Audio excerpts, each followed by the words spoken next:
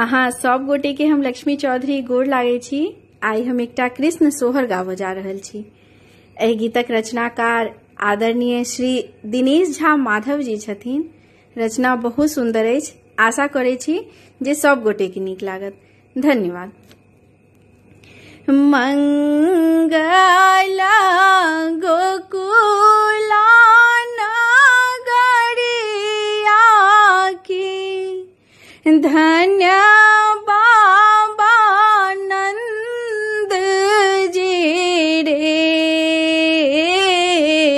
मंगल गोकुला नगरिया की धन्य बाबा नंद जी रे। ललना रे पुलकित मैया यशोदा के कृष्ण जी जन्म लेल रे।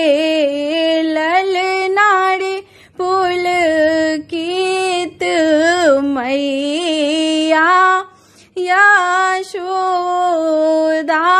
के कृष्ण जी जन्म लेल रे। कियो लोटाबे अनधन हीरा मोती सोनमा रे। कियो लोटाबे अनधन हीरा मोती सोनमा रे। ललना रे कियो लोटाबे धेनु गैयायो मंग भारी मन मारे। ललना रे कियो लोटाबे धेनु गैयायो मंग भारी मन मारे।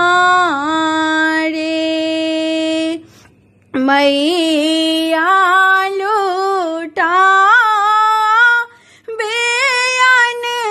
अनधन हीरा मोती सोनमा रे।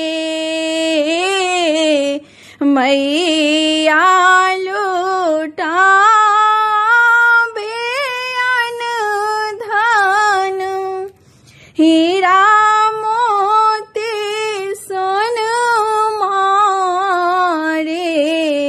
ललना रे बाबा लोटाबे धेनु गैयायो मंग भारी मन मारे। ललना रे बाबा लोटाबे धेनु गैयायो मंग भारी मन मारे।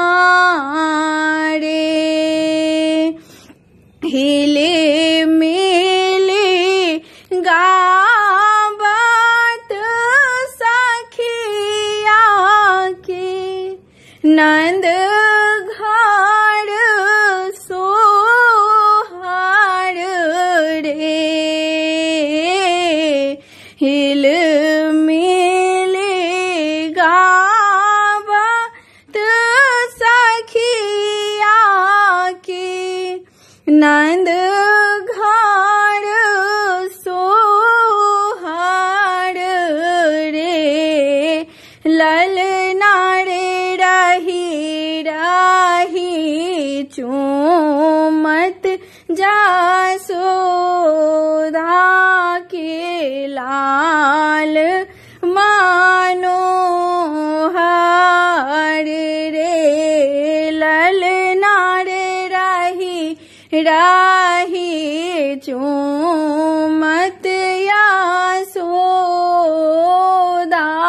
लाल मनोहर रे।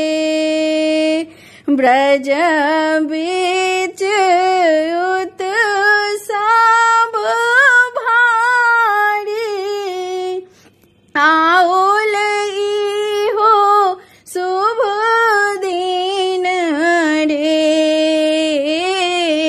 ब्रज बीच उत्सव भारी, आउल इहो शुभ दिन रे।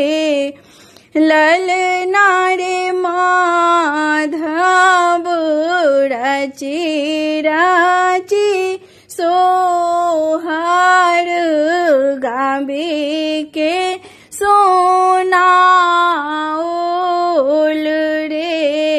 ललना रे माधव रची रची सोहर गावे के सोनाओल